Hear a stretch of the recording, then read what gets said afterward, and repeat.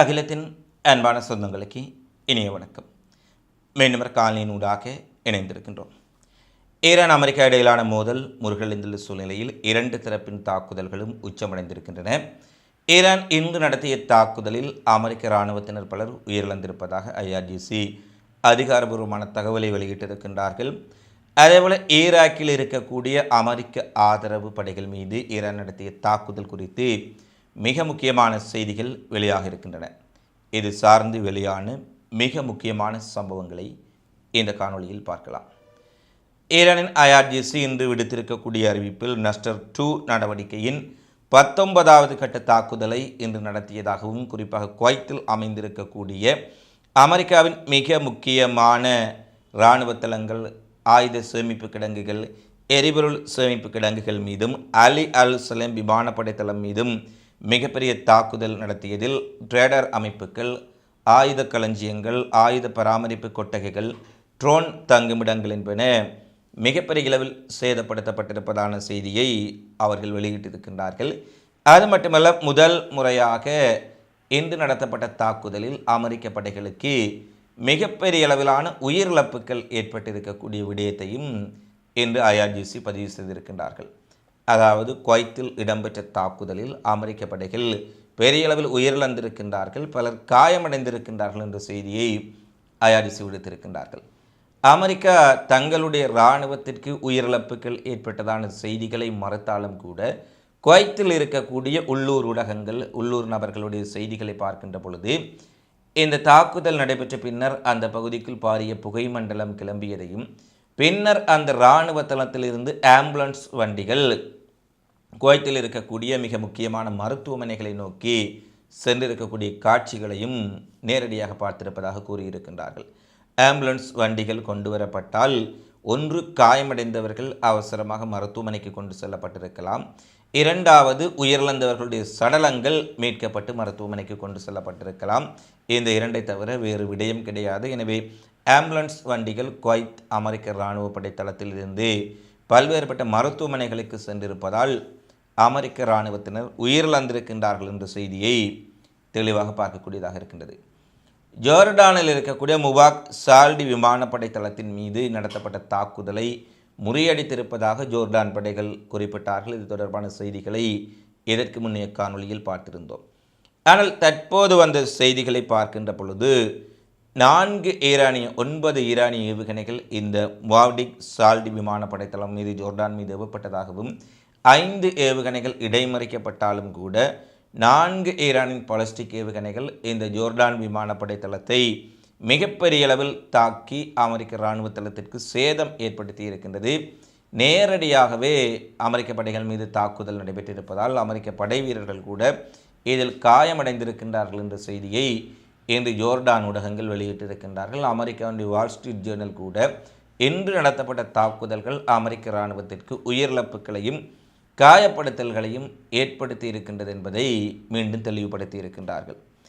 இவ்வாறு பல்வேறுபட்ட Jordan, Kuwait, Bahrain தளங்கள் மீது ஈரான் இராணுவம் தாக்குதலை நடத்தி கொண்டிருக்கின்ற பொழுது ஈராக்கில் இருக்கக்கூடிய குர்திஸ்தான் நிலைகளை குறிவைத்து இன்று 3வது தினம் மிகப்பெரிய தாக்குதலை IRGC நடத்தியிருக்கின்றார்கள்.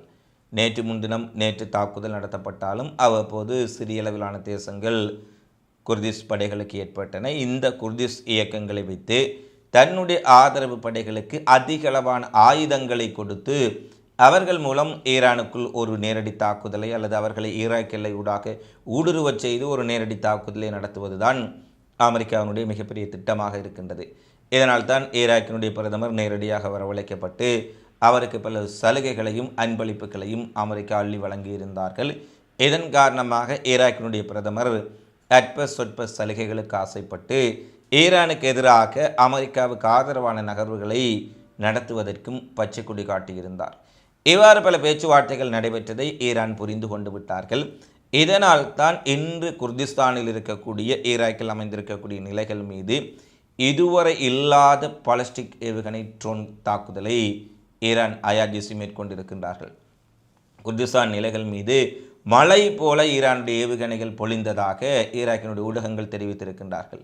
10 நிமிட நேரங்களுக்குள் நூற்றுக்கணக்கான ட்ரோன்களும் 40க்கும் மேற்பட்ட ஏவுகணைகளும் மிக கடுமையான முறையில் தாக்கியிருக்கின்றன. அங்கு வெளியிடப்பட்ட வீடியோ பதிவுகளை பார்த்தாலே மிகப்பெரிய தீப்புழம்புகளும் நெருப்பு குழம்பு போல அந்த முகாம்கள் மாறியிருக்கக்கூடிய காட்சிகள் வெளியாக இருந்தன. அமெரிக்கா ஏற்கனவே குர்திஸ்தான் படைகள் அவர்களுடைய முகாம்களுக்குள் வைக்கப்பட்ட ஆயுதங்கள் போக அமெரிக்காவும் அவர்களுக்கு அதிநவீனமான ஆயுதங்கள், ஈரானுக்கு எதிரான தாக்குதல் நடத்துவதற்கு பல்வேறுபட்ட வெடிமருந்துகள், நவீன ஆயுத தளபாடங்களை வழங்கியிருந்தார்கள். அந்த ஆயுதங்களும் சேர்ந்து முற்றாக எரிந்து சாம்பலாக இருக்கின்றது என்ற செய்தியை IRGC விடுத்திருக்கின்றார்கள். ஈராக்கில் இருக்கக்கூடிய பல்வேறுபட்ட ஊடகங்கள் வெளியிட்ட தகவல்களில் கூட இந்த தாக்குதலால் குர்திஸ்தான் படைகளுடைய பல முகாம்கள், நிலைகள், இராணுவ தளங்கள், இராணுவ ஆயுத கிடங்குகள் முற்றாக அளிக்கப்பட்டிருக்கின்றன. இதுவரை இல்லாத ஒரு தாக்குதலை ஈராக் மீது ஈரான் நடத்தி இருக்கின்றார்கள் என்பதை அவர்களும் பகிரங்கமாக வெளியிட்டிருக்கின்றார்கள். எனவே ஈராக் அரசு அமெரிக்காவின் பக்கம் சாய்ந்துவிட துடிக்கின்ற நிலையிலே ஈராக்கில் இருக்கக்கூடிய அமெரிக்கா ஆதரவு பெற்ற குர்திஸ் படைகளை வைத்து ஈரானை தாக்குவதற்கு அவர்கள் முயற்சி செய்கின்ற வேளையிலே ஈரான் இப்படியான ஒரு மிக கடுமையான பதிலடியை கொடுத்திருக்கின்றார்கள். எனவே ஈராக்கில் இருக்கக்கூடிய குர்திஸ் இயக்கங்களை வைத்து ஈரானுக்குள் ஊடுருவும் திட்டம் தோல்வியடைய செய்யப்பட்டிருக்கின்றது என்பதையும் நாங்கள் தெளிவாக பார்க்கக்கூடியதாக இருக்கின்றது. இவ்வாறு ஈரானின் தாக்குதல்கள் இடம்பெற்று கொண்டிருக்கும் சூழ்நிலையில் அமெரிக்கா ஈரானினுடைய பாலங்கள், முக்கிய நிலைகள், ரயில்வே நிலையங்கள், உட்கட்டமைப்புகள் மீது மிக மோசமான தாக்குதலை நடத்தியிருக்கின்றார்கள்.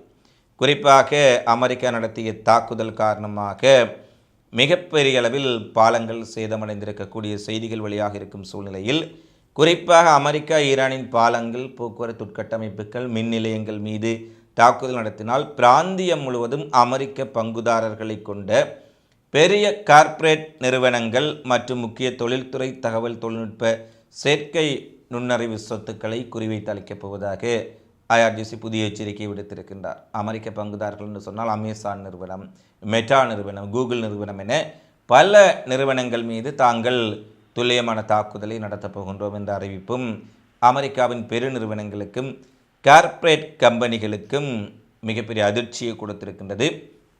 இந்த நிலையில் ஈரானின் கர்மோஸ்கான் மாகாணத்தில் உள்ள ஜாஸ்க் அருகே அமைந்திருக்கக்கூடிய போன்ஜி கடல் நீர் சுத்திகரிப்பு ஆலையை குறிவைத்து அமெரிக்கா தாக்கியதில் அதன் கடல் நீர் இறைக்கும் நிலையம் மற்றும் மின்மாற்றி ஆகியவை அளிக்கப்பட்டிருக்கின்றன. இந்த தாக்குதலால் 20 கிராமங்களுக்கான குடிநீர் விநியோகம் துண்டிக்கப்பட்டு 15,000க்கு மேற்பட்ட ஈரான் குடிமக்கள் குடிநீரின்றி அவதிப்படுகின்றார்கள், பாதிக்கப்பட்டுள்ளார்கள் என்ற செய்தியை அவர்கள் வெளியிட்டிருக்கின்றார்கள்.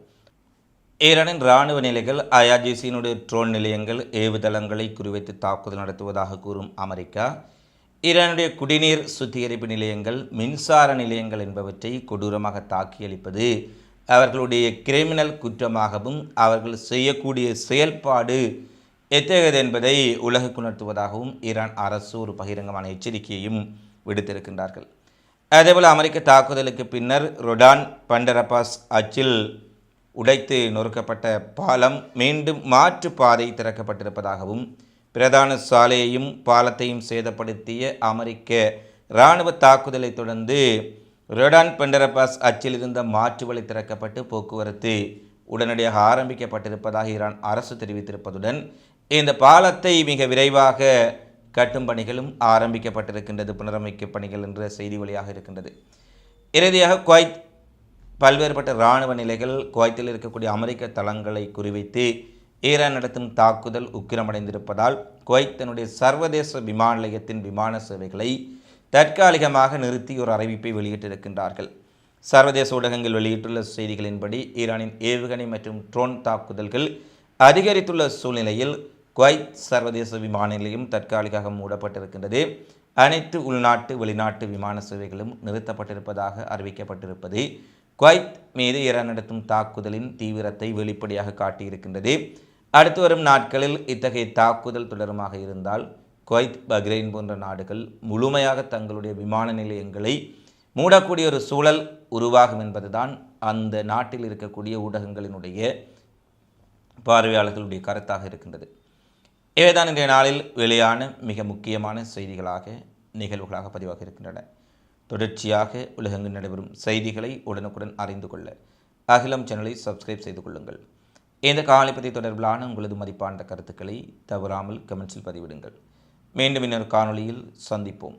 நன்றி, வணக்கம்.